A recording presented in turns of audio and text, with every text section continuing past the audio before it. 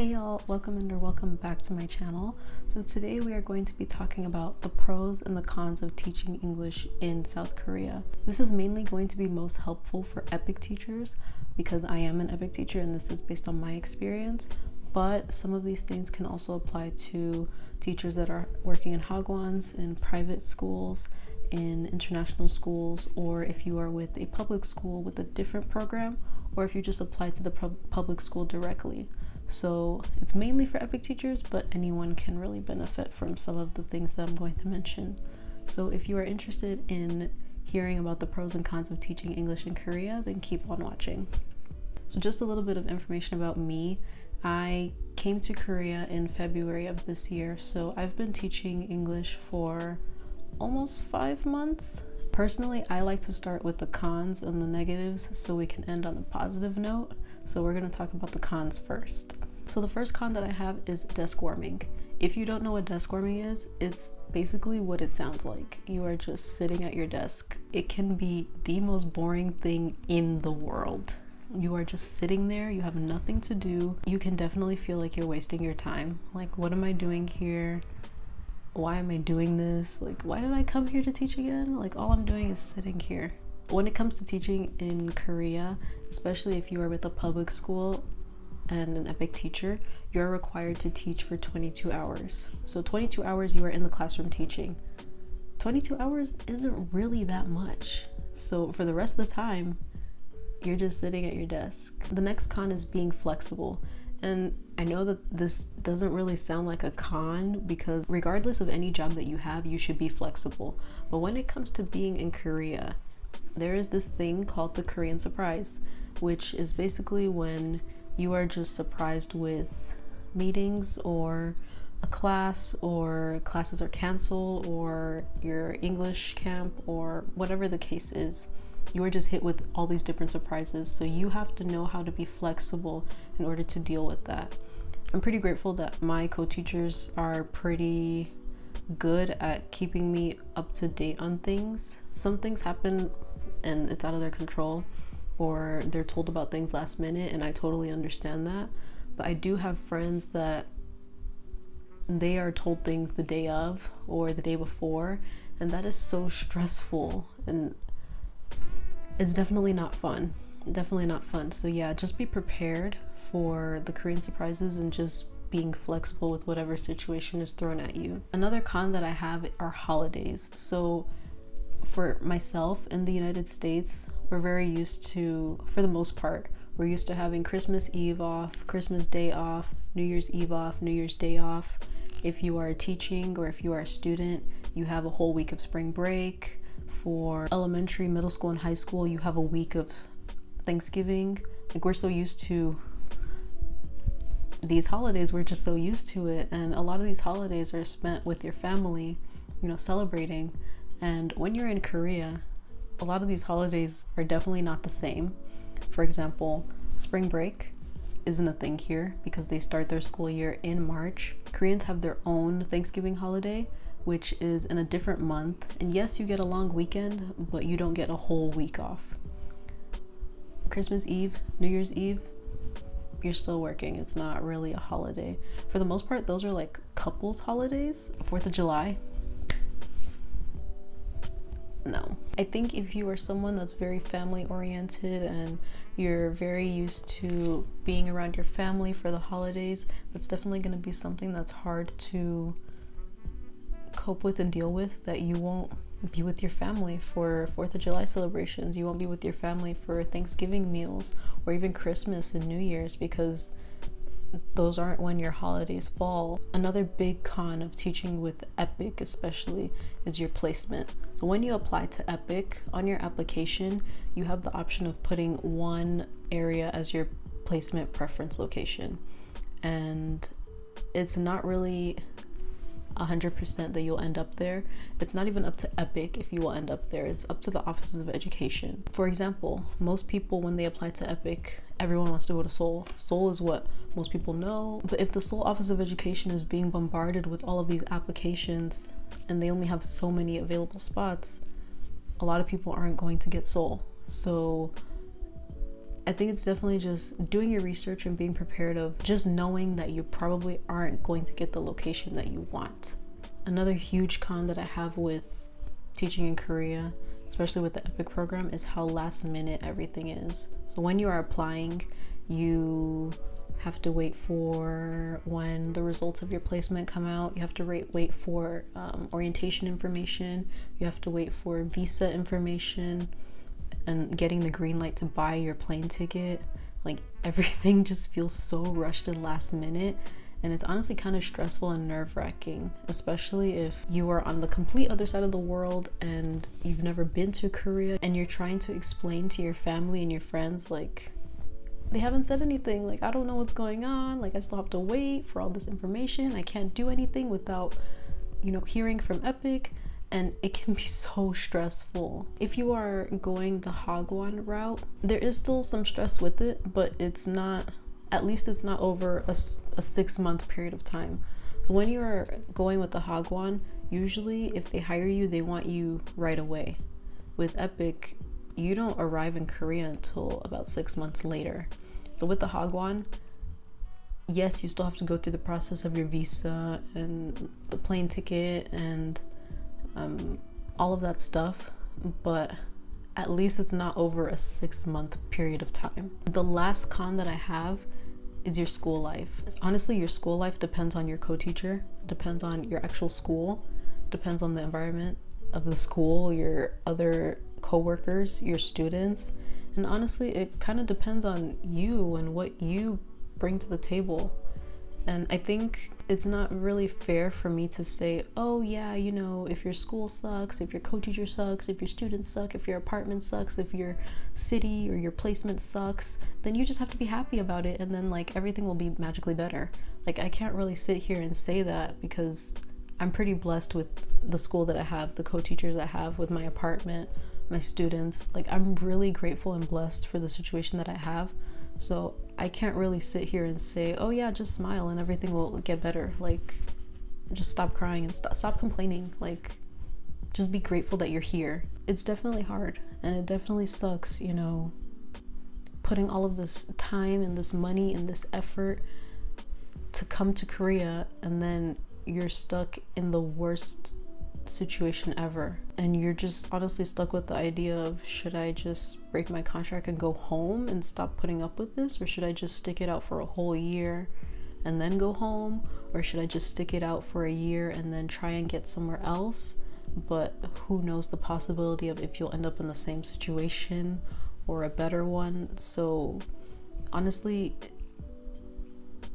just EPIK is so random, but I do think that how you decide to handle the situation and how you deal with it does kind of change the outcome just a little bit. Because yes, you could have a horrible situation and you could still be positive about it and still, you know, use your weekends wisely. Just use your weekends and leave your city. You could travel more, explore more of Korea, so then you know, this is where I want to go, this is where I don't want to be. So now we are done with the cons, so let's move over to the pros so we can end on a positive note. So the pros of teaching in Korea. One of the major pros of teaching in Korea that I think everyone knows the EPIK program for are the benefits. So the benefits are crazy. First of all, you have a rent-free apartment. Your school provides an apartment for you, completely paid for. You don't have to pay for rent. Like, the only thing that you have to pay for is really utilities and maybe a maintenance fee, but that isn't even anything. Like, a rent-free apartment. Yes. So you have a rent-free apartment, you have an entrance allowance. So when you come to Korea, yes, you are buying your plane ticket, but EPIK will reimburse you a set amount. So every EPIK teacher will be paid 1.3 million Korean won, which if you pay less for your ticket than that, then you get the profit of it. If you don't, you don't. So for me, I definitely paid less than 1.3 million won, and I still kept the extra. Also, when you come to Korea, EPIK gives you a settlement allowance. So every EPIK teacher is given 300,000 Korean won, which is basically to get you settled into your apartment. If you teach in a rural location, EPIK will give you 100,000 Korean won extra every month to your paycheck. If you teach at multiple schools, then you do get extra added to your paycheck as well. So every month, if you teach at 2 schools, every month you get 100,000 Korean won extra. If you teach at 3 or more schools, then you get 150,000 won. One of the great benefits of teaching in Korea is that you are given health insurance. So 50% of your health insurance is paid by your school, and the other half is paid for by you. So for me, every month I pay about 77,000 Korean won, which honestly isn't that much. When you finally decide to leave Korea, you are given an exit allowance. So this is basically paying for your plane ticket back home. And this is again 1.3 million won. If you finish your contract and you decide to renew for another year, then you do get a renewal bonus, which is 2 million won. If you complete your contract, then you do get a whole month's salary. So you get a whole month's salary just for finishing your year contract, even if you decide to leave Korea and go back home. When teaching in Korea, you do pay into a pension, so you are required to contribute 9% of your salary towards your pension. So half of it is paid for by your school and the other half is taken out of your paycheck. So that's only 4.5% of your paycheck. And then this is taken out every month, and at the end of your time in Korea, so even if you stay for 5 or 6 years, this amount adds up and you are able to take this home with you when you finally leave. For me, my pension taken out of my paycheck every month is only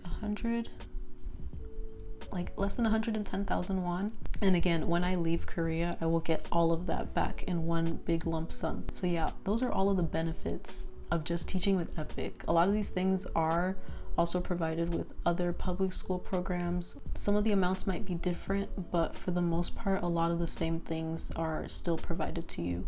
So another pro of teaching with a public school, this doesn't just apply to EPIK, this applies to anyone that teaches in a public school in Korea, is that you can be tax exempt. So you can be exempt from paying Korean taxes and taxes for your home country for up to 2 years. So for myself, I filled out the form and I am exempt from paying taxes for this school year and for next school year if I decide to stay for another year. So this is only for 2 years. So if you have already taught in Korea for more than 2 years with a public school, then you can't apply for it. If you are in your first year and you are going to teach for another year and you didn't get it for your first year, then you can only get it for your second year, but you do need to fill out the application. So this is only for certain countries. Not all of them are able to do this, but there is that option to be able to save more money. Another pro of teaching with EPIK, or really any other public school program, is that you get a free orientation training. So if you are with a hagwon or a private school, I don't think they have orientations, or if they do, then it's usually maybe 1 or 2 days. But with EPIK, you get a whole week of orientation that you don't have to pay for. There's lodging provided, the food is provided. So all you really have to do is just show up and pay attention in the classes. And honestly, a lot of the stuff is useful. Some of the stuff you feel like, I know this, or you could honestly find out that information just by watching YouTube videos or blogs or doing your research about EPIK or teaching in Korea in general. Definitely having that week to adjust to Korea, get your body adjusted to the time zone, and you're not just thrown into work like, okay, now you need to be a teacher. Like, that's not really easy for everyone. It is definitely nice to be able to have that time to adjust, and maybe you don't know anything about teaching and this is your first time being a teacher. Like, there's a lot of things that you can gain from the orientation training, and you're able to make friends with a lot of people. So you can make friends with people that are going to be in the same placement as you, or people that you just meet and they just become your friends, or whatever the case is. It's definitely a good way to meet other foreigners that are going to be living in Korea and going through the same situation as you, so that you can have some kind of support system. So I did mention that you get a rent-free apartment, and your rent-free apartment is also furnished.